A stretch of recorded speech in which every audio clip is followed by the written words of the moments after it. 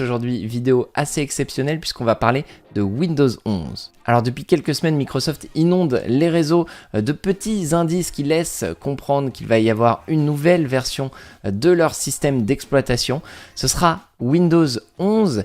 Il va y avoir une conférence certainement pour l'annonce le 24 juin. Néanmoins, il y a eu un petit souci puisqu'il y a eu un leak, donc un des employés certainement de Microsoft a publié un ISO de Windows 11. C'est une version en développement, néanmoins elle est tout de même très aboutie. Et donc ce que je vous propose aujourd'hui, c'est de découvrir avec moi les nouveautés de Windows 11. On va installer l'OS ensemble et puis on va découvrir toutes les nouveautés, ou presque, puisque bien évidemment ici on est sur une version de développement. Donc il y a certainement des bugs, mais il y a surtout des fonctionnalités qui n'ont peut-être pas encore été implémentées. Néanmoins, ça permet de se faire une première idée de ce que va devenir Windows, l'OS de Microsoft.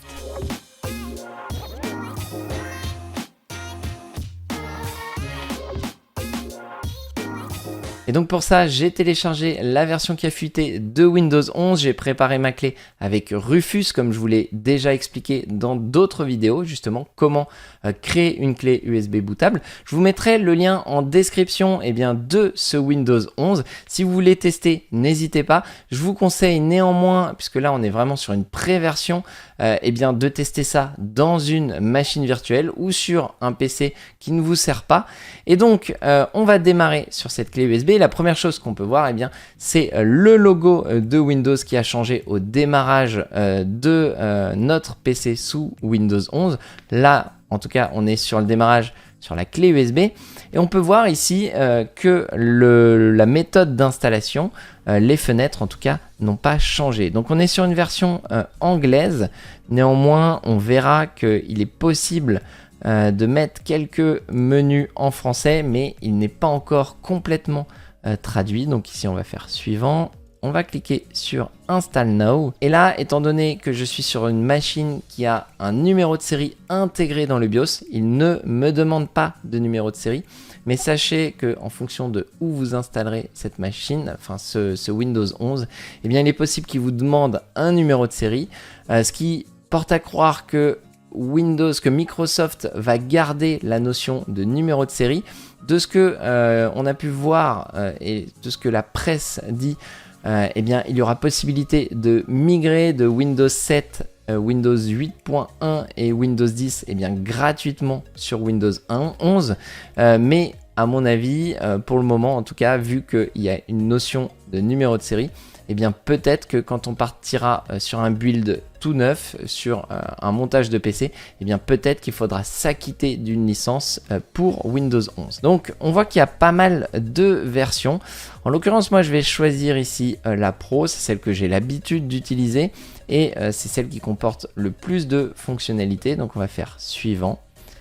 Et ici, on va accepter bien évidemment le contrat de licence. On va faire une installation custom et on va sélectionner donc mon SSD, mon NVMe, et on va faire suivant. Donc l'installation va être certainement très rapide comme pour Windows 10. Et on se retrouve donc juste après avec l'Out of Box Experience. C'est quoi? C'est au premier démarrage de Windows, une fois que vous avez installé Windows. C'est ce qui va vous permettre donc de configurer, de personnaliser votre machine en fonction de vos besoins. Donc ça y est, on y est, nouveau logo et nouveau Out of Box Experience, puisque on voit quelque chose qu'on n'a pas l'habitude de voir, en tout cas chez Microsoft. Ça fait quelques années qu'il n'a pas été changé, ce Out of Box Experience, depuis Windows 10 finalement. Et donc là, vous voyez que c'est plutôt sexy, c'est plutôt joli, ça ressemble beaucoup à l'esprit Mac, on va pas se mentir, mais voilà, ils ont fait beaucoup de boulot sur le design, et donc ici on va pouvoir choisir notre pays. Une autre chose intéressante à noter, c'est que Cortana est moins agressive, un peu comme le design finalement, puisque elle ne va pas parler dès l'installation, dès le lancement en tout cas, de l'Out of Box Experience, comme c'était le cas sur Windows 10. Je pense que quand on fait beaucoup d'installations, en tout cas moi c'est mon cas, on en a vite marre d'entendre Cortana se déclencher. Là, ça va attendre quelques secondes avant de lancer Cortana. Donc si jamais vous utilisez tout de suite votre souris, votre clavier, Cortana Cortana ne se déclenchera pas. Donc là, on va choisir notre pays, donc France. On va cliquer sur Yes. Et ça va nous permettre de voir un petit peu ce qui a changé dans la Out of Box Experience. Et on voit que les animations sont plutôt sympas, que le design est plutôt cool. Donc ça, c'est plutôt une bonne chose. On va mettre le clavier en français. Donc là, on est sur des choses similaires qu'on pouvait avoir sur Windows 10, pas de second clavier, mais qui ont été vraiment revues en termes de design. Ici, donc, on va se connecter sur Internet. Vous voyez ici qu'il y a marqué « I don't have Internet ». On peut continuer si on n'a pas Internet, mais attention, ce genre de choses n'est pas possible en version Home, en version familiale. Donc il faudra avoir Internet pour installer Windows 11 sur la version familiale. Donc là on va se connecter, comme ça après on va pouvoir créer les comptes qui vont bien, etc. Enfin ce sera plus intéressant, notamment pour ce que je veux vous montrer. Donc on va faire suivant, donc là il va aller chercher des mises à jour, ça c'est le processus classique, là en l'occurrence il n'y en aura pas. Il faut savoir que cette release, donc, qui a leaké ce Windows 11 en version dev, est sorti fin mai, début juin, donc c'est vraiment quelque chose de tout nouveau. Donc ici, comme sur Windows 10 Pro, on pouvait choisir si on veut utiliser notre machine pour un usage personnel ou pour l'école ou le travail, par exemple quand on veut intégrer notre machine au domaine. Là en l'occurrence, c'est un usage personnel, donc on va cliquer sur Personal Use et on va cliquer sur Next. Et donc là, on va pouvoir s'authentifier avec un compte Microsoft. Et là, la même chose, c'est des petites différences entre la version Pro et la version familiale. Et bien, avec la version Pro, vous allez pouvoir, en cliquant sur Sign In Option, passer sur un compte offline, un compte qui n'est pas connecté à Microsoft. Néanmoins, sur la version familiale, ce n'est pas possible. Il faut forcément un compte Microsoft, ou alors il faut un petit peu bidouiller et notamment débrancher le réseau à cette étape-ci et faire un retour arrière, ce qui vous permettra de créer un compte local. Donc là, en l'occurrence, on va utiliser un compte réseau, un compte Microsoft. Vous verrez pourquoi dans la suite. Voilà, donc je m'authentifie avec mon compte Microsoft, sachant qu'à cette étape, si vous n'avez pas de compte Microsoft, il est tout à fait possible d'en créer un. Ici, on va devoir créer un code PIN, et je dis devoir et pas pouvoir, puisque sur Windows 10, de souvenir, il était possible de passer cette étape. Ici, sur Windows 11, on est obligé de créer un code PIN. Donc ici, on va créer un code PIN, on a toujours la possibilité, comme sur Windows 10, d'inclure des symboles et des lettres. On fait OK, donc c'est pas forcément que des chiffres. Et donc ici, une notion assez intéressante, c'est que si jamais vous utilisez un compte Microsoft et que vous utilisiez OneDrive, il est possible de restaurer les données d'un précédent PC. Donc ça peut être les données, mais ça peut être également les personnalisations et les paramètres de votre Windows. Donc là, en l'occurrence, on va récupérer justement la restauration. On va faire suivant. Et ici, comme sur Windows 10, on a une dizaine d'étapes, peut-être un peu moins, où on va dire ce qu'on laisse faire à Microsoft ou pas, ce qui nous intéresse ou pas. Donc là, en l'occurrence, est-ce que vous voulez que Microsoft connaissent votre application pour les partager avec les applications? Dans certains cas, ça peut être utile. Là, pour l'expérience, pour avoir justement la météo, des choses comme ça, on va cliquer sur Yes. Mais bien évidemment, vous n'êtes pas forcé de partager tout ça avec Microsoft, surtout si vous voulez faire attention à votre vie privée. La même chose pour Find My Device, qui va permettre de retrouver votre ordinateur, où est-ce qu'il est connecté. Voilà, en l'occurrence là je vais mettre Yes. C'est une fonctionnalité que j'aime bien, mais évidemment quand vous partagez ce genre de choses, vous partagez des informations de localisation avec Microsoft. On clique sur accepter. Donc ici, est-ce qu'on souhaite partager les données de diagnostic avec Microsoft? Je vais mettre les données, seulement les données requises. Ici, est-ce qu'on veut améliorer l'écriture? Donc on va mettre oui. Est-ce que on veut partager, que l'expérience soit adaptée aux données qui sont récupérées? Donc va mettre non. La même chose au niveau de la publicité, est-ce que vous voulez qu'elle soit ciblée ou alors est-ce que vous voulez plutôt qu'elle soit standard, on va dire. On va cliquer sur accepter. Donc ça, c'est des choses qu'on avait déjà sur Windows 10. Par contre, ce qu'on voit ici, là, eh bien, c'est tout nouveau.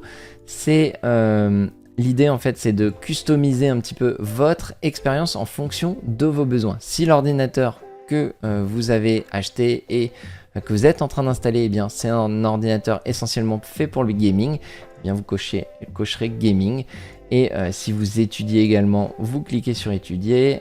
Si c'est plutôt pour le business, vous pouvez cliquer sur business. Et tout ça, eh bien, ça va vous permettre d'adapter l'OS, le système d'exploitation, en fonction de vos besoins. Donc ici, on va cliquer sur accepter. Tout ça, bien évidemment, vous pouvez le skipper, ne pas avoir à faire des modifs sur cette partie-là. Vous voulez sauvegarder automatiquement les données sur OneDrive. Là, en l'occurrence, je vais mettre oui. Et donc, normalement, il me semble que c'est terminé. Voilà, donc là, ça va charger un petit peu les personnalisations que j'ai mis. Et dans quelques secondes, quelques minutes peut-être, en fonction de la vitesse de votre disque dur, de votre SSD, eh bien, vous arriverez sur le nouveau bureau de Windows 11. Et donc voilà, on y est. La première chose qui s'ouvre devant nous, eh bien, c'est le nouveau menu démarrer. Vous voyez qu'il n'y a pas grand chose dessus. Les applications vont se charger en arrière-plan et j'aurai un peu plus d'applications par la suite. Mais voilà le nouveau menu démarrer. Microsoft n'avait pas changé son menu démarrer donc depuis Windows 10. Il avait changé énormément sur Windows 8 et ça avait fait un tollé. Donc Microsoft prend beaucoup de risques. Néanmoins, moi je trouve ça plutôt sexy. À savoir que aujourd'hui, effectivement, il est en plein milieu. Donc ça peut gêner des gens. Moi, ça me fait beaucoup penser encore une fois à Apple. Vous avez la possibilité, en cliquant droit sur la barre de tâches ici, eh bien, de ne pas centrer, mais de remettre à gauche. Et c'est vrai qu'à ce moment-là, on se retrouve avec quelque chose de similaire à Windows 10. C'est peut-être plus simple pour la transition pour certaines personnes. Moi, je vais le garder pour cette vidéo, en tout cas, au centre. Hop, et on voit, si on reclique sur bien le bouton de Windows, que ça y est, les applications sont chargées et donc on a le menu et on va pouvoir donc présenter la nouvelle version de Windows 11, enfin le nouvel OS de Microsoft. Avant ça, on va juste regarder en tapant la fameuse commande WinVer. Donc on est bien sur Windows 11 et on est bien en version dev, donc aucune idée dans combien de temps va arriver la version finale de Windows 11. Il y en a beaucoup qui parlent de fin d'année 2021, donc on verra bien s'il y a beaucoup de travail encore qui manque ou pas. Mais moi je trouve que cette release est quand même plutôt bien finie. Donc vous l'aurez compris, le changement le plus marquant ici, eh bien ça semble être le menu démarrer de Windows 11. Il est d'ailleurs mis en avant dès que vous avez fini d'installer Windows 11. Et eh bien, il est divisé en 3 sections. On a ici eh bien, les applications épinglées que vous allez pouvoir épingler, que vous utilisez finalement fréquemment. Vous pouvez voir également qu'il y a un petit menu pour aller d'une page vers une autre. Donc il est possible, à la manière d'un téléphone, d'avoir plusieurs pages avec vos icônes que vous pourrez arranger comme vous le souhaitez. On a ensuite les recommandations, c'est quelque chose qu'on avait déjà sur Windows 10 et qui va permettre eh bien, de sortir les applications que vous venez juste d'utiliser, les dossiers, les fichiers Excel ou autres que vous venez d'utiliser. Et en fin de compte, ça vous recommande puisque vous les utilisez soit régulièrement, soit vous venez de les utiliser. Donc c'est ça qu'on trouvera dans les recommandations. Et la troisième partie ici en bas, eh bien, vous avez votre compte Microsoft si vous l'utilisez et vous avez ce petit bouton qui permet d'arrêter, de redémarrer ou de mettre en veille. Et donc ce qui va être intéressant sur cette partie du bas, c'est que vous allez pouvoir la personnaliser et ajouter eh bien, des raccourcis pour ouvrir par exemple l'explorateur de fichiers, ouvrir le dossier download. Et pour ça, vous allez tout simplement dans paramètres, personnalisation, dans Start et ici vous allez cliquer sur Choose which folders appear on Start et ici vous allez pouvoir ajouter, vous voyez, des dossiers directement sur le Start menu, donc sur le menu démarrer. On va ajouter par exemple l'explorateur de fichiers, les settings qu'on utilise régulièrement et par exemple le dossier download. Ici, on va fermer ça et si on rouvre à nouveau, eh bien, on voit ici qu'on a des petits boutons, des petits icônes qui vont vous permettre donc d'ouvrir facilement eh bien, l'explorateur Windows. Vous voyez que quand j'ouvre cet explorateur Windows, la dynamique a un petit peu changé aussi. Il y a pas mal de choses qui ont changé en termes de design et ça en fait partie. Les animations ont changé, elles sont beaucoup plus fluides, vraiment bien meilleures quand on agrandit la fenêtre aussi. Vous voyez, c'est plutôt sympathique. Et donc vous voyez également que dans l'explorateur, eh bien, les icônes également ont changé. On regrettera qu'il n'y ait toujours pas la fonctionnalité d'onglet sur cet explorateur de fichiers. C'est très attendu depuis des années et malheureusement aujourd'hui on est encore obligé d'utiliser des applications tierces quand on a vraiment besoin de cette notion d'onglet. C'est vraiment dommage, mais écoutez, c'est comme ça. On a par contre dans la partie explorateur ici, si on survole le bouton pour agrandir, on a un petit peu ce que je vous avais présenté avec les Power Toys de Windows. On a un peu ce qu'on peut comparer au Fancy Zone. Ça va vous permettre eh bien, d'organiser un petit peu vos fenêtres. Et cette petite fonctionnalité, on l'a sur toutes les applications de Windows. Et donc, vous allez pouvoir eh bien, mettre directement la fenêtre dans le coin supérieur gauche en cliquant tout simplement ici. Et vous allez pouvoir, si vous ouvrez une autre fenêtre, eh bien, lui dire d'aller dans le coin supérieur droit. Donc voilà, c'est plutôt pratique. Après, à voir si c'est utile pour tout le monde. Sachez que vous pouvez le désactiver. Et cette fonctionnalité, eh bien, ça va permettre également de créer des groupes. Vous voyez ici que quand je survole l'explorateur de fichiers, eh bien, on a notre explorateur à gauche, l'explorateur à droite, mais on a aussi le groupe maintenant qui s'affiche comme tel. Et toujours dans ce menu démarrer, il est possible d'afficher l'ensemble de vos applications. Pour ça, vous cliquez tout simplement dans le coin supérieur droit sur toutes les applications. Et ici, eh bien, vous allez avoir la liste de toutes les applications installées sur votre machine. Si vous cliquez sur une lettre, vous allez pouvoir sélectionner une lettre en fonction de l'application que vous voulez sélectionner. Et donc, vous allez pouvoir ensuite l'exécuter. Donc ça, c'est quelque chose qu'on connaissait déjà sur Windows 10. On avait sur Windows 10 également la possibilité, en effectuant un clic droit sur le menu démarrer, sur l'icône finalement de Windows, eh bien, on avait un menu contextuel, comme on le retrouve ici, avec des fonctionnalités avancées, mais qui sont très intéressantes. Et donc, on a toujours cette possibilité-là, notamment avec le Task Manager qu'on ouvre régulièrement pour tuer des applications ou pour vérifier les performances de notre machine.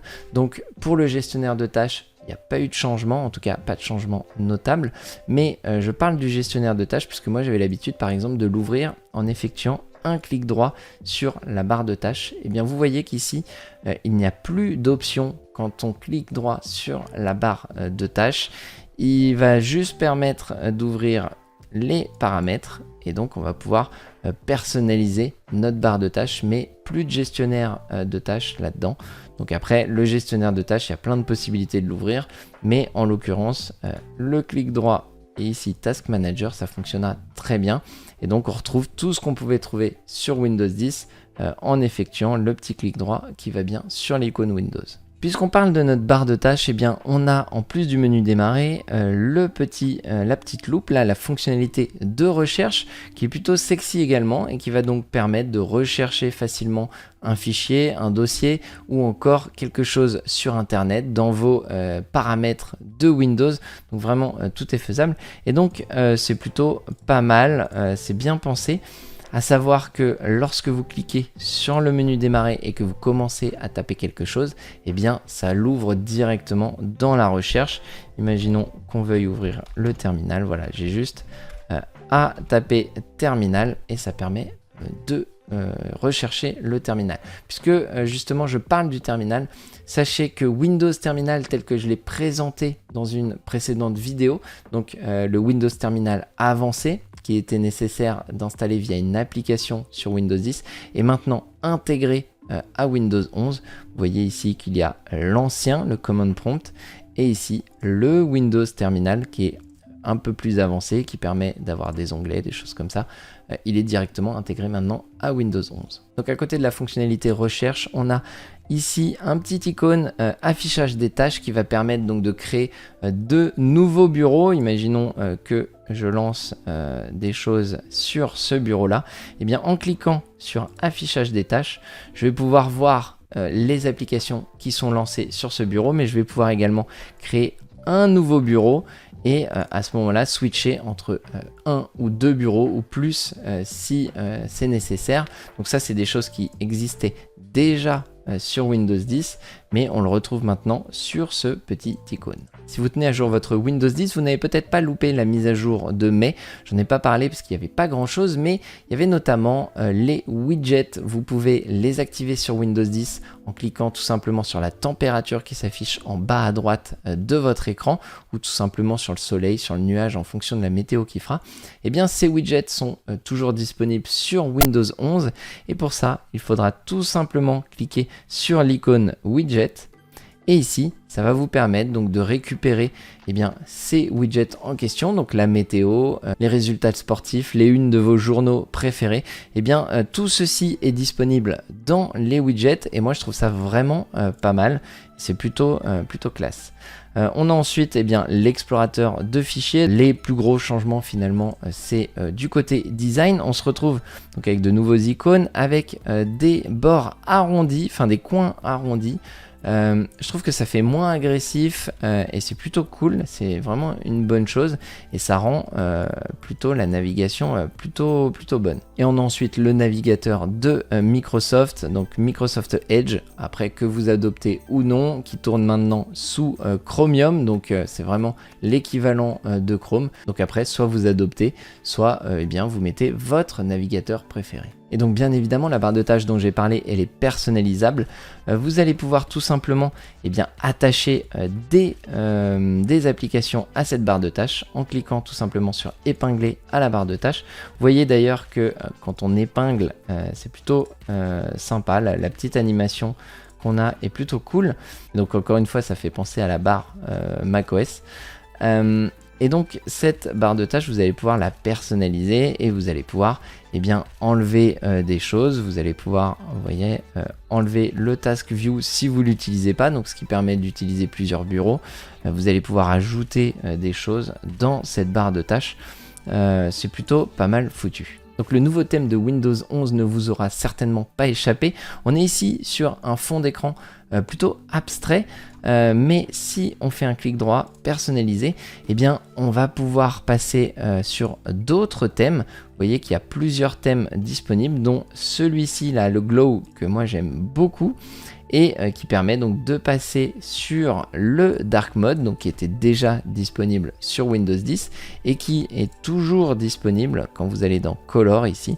Vous allez pouvoir switcher entre Light et Dark et vous voyez que ça rend plutôt pas mal. Moi je trouve ça vraiment sympa comme thème, et donc comme c'était le cas sur Windows 10, vous pourrez tout à fait télécharger de nouveaux thèmes et les appliquer. Et donc il y a 6 thèmes disponibles en fonction des goûts de chacun. Moi personnellement, je pense que je vais rester sur le Glow, mais vous voyez que celui-ci est pas mal non plus. On va repartir sur celui-ci et on va continuer le tour de Windows 11. Donc pour ceux qui sont utilisateurs de tablettes sous Windows 10, Windows 11 pour le futur, qui utilisent par exemple des Microsoft Surface, vous n'avez plus de mode tablette puisque Windows 11 est tout à fait adapté à la tablette avec son nouveau menu démarrer. Vous voyez que c'est très simple, ça ressemble finalement à de la tablette, à du téléphone. Vous allez pouvoir donc glisser assez facilement et sélectionner, exécuter des applications. Et si on clique ici sur le petit stylet, le menu a un petit peu changé aussi et vous allez pouvoir donc éditer ce menu et ajouter les fonctionnalités, les applications que vous utilisez régulièrement avec votre stylet, et hop, ensuite vous allez les retrouver directement en un seul clic, si je puis dire, directement dans le menu pour stylet. Donc vous l'avez vu, il y a pas mal de travail qui a été fait sur la partie design. Et bien sachez qu'également le sound design, donc les sons de Windows, ont été également revus. Je ne sais pas si ça a été entièrement revu, mais en tout cas de nombreux sons ont changé. Ils sont restés un petit peu dans le même mood, mais on se retrouve avec des sons adoucis, c'est moins violent, moins stressant, un petit peu finalement comme le design des fenêtres, un peu plus adouci. Vraiment, ils ont essayé, je pense, de partir sur quelque chose de beaucoup plus doux. On peut en écouter quelques-uns en allant tout simplement ici, et vous allez voir que c'est beaucoup plus doux. Je vous en fais écouter quelques-uns.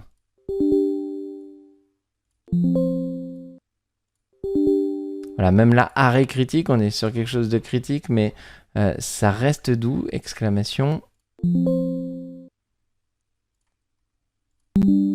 Voilà, donc vous voyez, on est à peu près dans le même style sur tous les sons. Donc moi, je trouve ça pas mal de changer, à voir ce que ça donnera à l'usage. Voilà, je pense qu'on a fait un petit peu le tour de cette nouvelle version de Windows 11. J'ai certainement loupé des petites choses. Je voulais vous montrer le gros du changement. On est sur une version de dev, donc bien évidemment, faut pas se dire que c'est la version finale de Windows 11. Il y aura certainement des nouveautés. Sur lesquelles je ferai certainement une vidéo. En tout cas, je vous ferai une vidéo de la version finale de Windows 11. Vous pouvez compter sur moi. Donc n'hésitez pas à vous abonner si vous voulez être sûr de ne rien louper. Moi, je suis plutôt emballé par cette version pour être honnête. Après, c'est vrai que j'aime beaucoup les produits Microsoft. Je trouve qu'ils prennent la bonne direction. Le design est plutôt cool. Et puis, ça faisait très longtemps qu'on n'avait pas eu de changement, de gros changements en tout cas au niveau design. Là, c'est vrai que est-ce que ça valait le coup d'appeler ça Windows 11 ou est-ce qu'il aurait fallu tout simplement juste faire une grosse mise à jour à la fin de l'année en l'appelant toujours Windows 10? Ça se discute, mais en tout cas, moi je suis plutôt emballé par cette nouvelle version et donc j'espère revenir vers vous très rapidement. N'hésitez pas, si vous voulez la tester, à la télécharger. Je vous mets le lien dans la description. Encore une fois, évitez d'installer ça sur une machine que vous utilisez tous les jours. C'est pas une version stable du tout et c'est pas préconisé. Mais voilà, si vous voulez tester ça sur une petite machine ou encore sur une machine virtuelle, ce sera parfait. Je vous dis à très bientôt et surtout n'hésitez pas à partager cette vidéo. Ciao!